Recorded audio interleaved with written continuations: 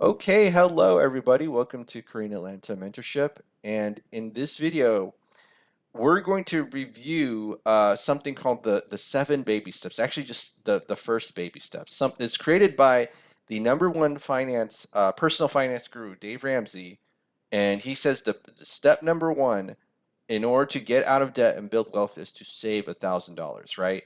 And we're going to create our own version of this baby step one, which is to do the exact opposite and not save any money, right? But Dave Ramsey says, hey, you can take control of your money. The seven baby steps will show you how to save for emergencies, pay off all your debt for good, and build wealth. It's not a fairy tale. It works every single time. And we all know that the first step is the foundation building step. So let's just kind of take a quick look at it. Your goal is to save $1,000 as fast as you can. Your emergency fund will cover these unexpected life events you can't plan for, and there are plenty of them. You don't want to dig a deeper hole while you're trying to work your way out of debt. Okay, well, let's take a look right here. So we went over the situation before, and we're going to come up with our own version of the baby steps. So Dave Ramsey says save $1,000, and let's say again we're doing what we call a stress test. We have all this money, we have all this debt. We went crazy, right? Because think about it, like if you don't make that much money, you don't have that much debt, except for a student loan, because student loans are pretty stupid. We agree with Dave Ramsey on that. But you have a lot of money, you have a lot of debt, you have 10 credit cards, right? And $167,000 of credit card debt, and after 1 month, or after this month, you only got a penny of savings. Penny of savings. How long is it going to take you to save $1,000? Right? Because that's what essentially Dave Ramsey's baby steps are. You save $1,000. And he says again, not my words. It works every single time, right? Step one is your foundation in anything you're doing, right? So it works every single time. Okay, well, we have a penny left over. How long is it going to take for me to save $1,000? Well, let's take a look at this because I got this credit card payment chart of what happens. So, month one, we have $5,345 of payments. And then as you can see, um, after every single month, the payments do go down because you do attack some of the principal with every single credit card payment. And you can see leftover 1 penny, $50. And so you can see like the total savings you have and how long it'll take you to reach that $1,000 is going to be 7 months, right? So it's going to take us 7 months to save about $1,000. But here's the thing. Again, that's 7 months of your life that you'll never be able to get back. And then so now you have 6 months of panicking, of living in exact budget. And this is where Dave would probably say, you gotta eat beans and rice and beans, right? Because you gotta scrimp and sacrifice. But here, it took us about 7 months. But here's the crazy thing, right? In order to save that $1,000, we had to pay. I calculated all the interest, 24 grand. So I don't know about you, but I'd rather recoup this cost or almost figure out a way to not have to pay this, just so that I could like I would not want to pay 24 grand and 7 months of my life to save $1,000. But that's basically what's happening here. Again, there's no nuance to this, right? There's no nuance. It just says just do it. It works every single time. So if I'm in this situation right here, I'm sorry, right? I'm on the wrong one. Right here, we got a penny left. It's gonna take me a long time, 7 months to save $1,000, and I gotta pay 24 grand in interest. That's insane, right? And so what we're gonna do, this is the velocity banking VB baby step one, which is we're not gonna save $1,000. We're gonna do the exact opposite, which is to not save any money at all and use our line of credit as essentially our emergency fund, right? A line of credit. Now, what you gotta understand is that banks don't lend money to people who need it. I say this all the time, but I always get comments where it's like, well, who has a line of credit laying around? And that's because you're trying to get it when you need it. And when you get it when you don't need it, they ain't going to give it to you. This is how over 200 something thousand dollars, $79,000 in lines of credit I paid off my mortgage under 3 years, so I feel like I have a little bit of credibility when it comes to these things, or maybe not. Maybe I'm just insane, right? So let's go ahead and talk about velocity banking. I mean, just another quick review. We only need two things. Number one is a budget. So we have this budget right here. You write your income, expenses, leftover savings, and you do an expense breakdown. And the expense breakdown is going to list every single debt that you have, right? 10 credit card payments and a mortgage. And then you list your general expenses that are not debt. So the idea is that you're going to get rid of our debt, but this is going to stay the same. There's no way that we're going to really decrease this because we got to spend money to live, right? And so we assume that we have the same income, but again, now we're following the velocity banking baby step one. Instead of wasting 7 months and 20 grand of interest to save $1,000, we're not going to save money at all because we're going to apply this entire income to our debt. Because what is actually velocity banking?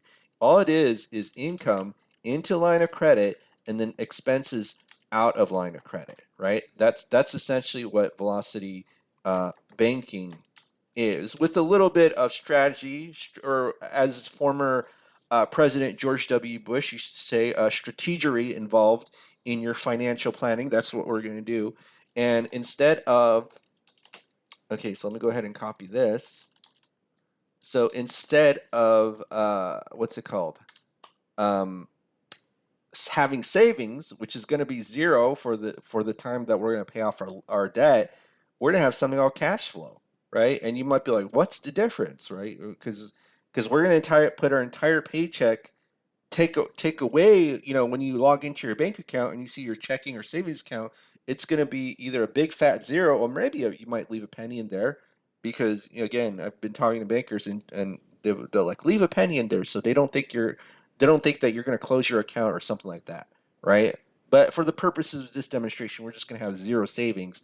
And what we're going to do is use something called our line of credit as our main operating account. So think of this as a giant credit card, right, that we can get based on maybe home equity, or you might have a business, right, doing a lot of revenue. If you don't know what home equity is, it just means it's the value of your home minus any debts tied to the home. So if you got a mortgage, so if you could sell your home today at $300,000 and you have a $200,000 mortgage, right, then you have $100,000 of equity, and you could offer that as collateral to the banks, and then they'll give you higher limits and lower interest rates, right? So think of this as almost even better than a credit card, because a credit card has some restrictions. We can't use a credit card to pay another credit card or a loan, but we can do that with the line of credit easily, right? I know we can pay those things with credit cards, but there's always these 3% charges that they charge, and we don't always want to do that. But with the line of credit, you just kind of click a button on the bank's website, and then somehow you get $100 in your checking account just by clicking on the bank's website, right? It's crazy how you can use it to pay anything. So now what we got to do, but step two is using our line of credit as our main operating account. So what do I mean by that? So a lot of people, they look at these things, they're like, oh, you just have a line of credit. That's, anybody can do this. That's really stupid. What's so special about this? Again, average American, their main operating account is their checking account. For Velocity Banking, the main operating account is that line of credit. So let's say you do have a line of credit available. Oh my goodness, you have $1,000, $2,000 emergency, and the minimum payment of your line of credit is like $50, right? That's how my home equity line of credit works. Okay, well, you had a $2,000 emergency on top of this, and then now you have an extra $50 payment. Guess what? Now you're in negative savings territory, right? Because you did not make your line of credit as your main operating account. You see that? See, like, people don't really seem to understand this, so they just think, oh, you just need a line of credit. Where there are a ton of people on Reddit, well, I won't say a ton, plenty of people on Reddit who have a home equity line of credit, and they're struggling because they're not making their line of credit as their main operating account. And not only that, I always see on this post, they got 10, 20, $30,000 of savings, and they're like, I don't understand why we're struggling with this home equity line of credit when we got all the savings, right? So what we're going to do is really easy. Now, first thing we got to do is a debt transfer. So let's say we got these 10 credit cards, and let's just move these 10 credit cards to a line of credit. If you sum it up, it's $167,000 in lines of credit. So I put 167000. Okay, got it. Now, what do? Let's say credit card 1, 0, 0, 0, 0, 0, 0, 0, or 1 to 10. And because we transferred that debt, now look at this.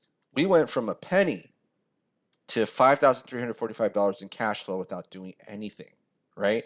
And then what's the final step?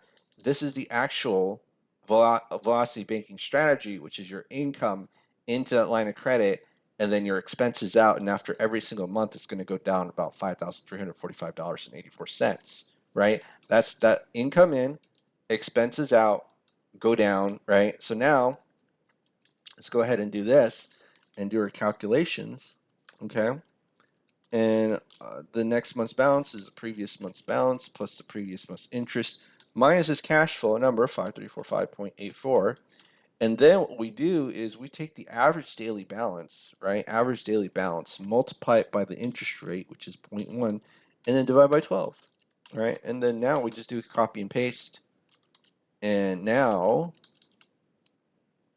we go down and then we see by month 37, oh my goodness, we paid it off, right? We paid it off.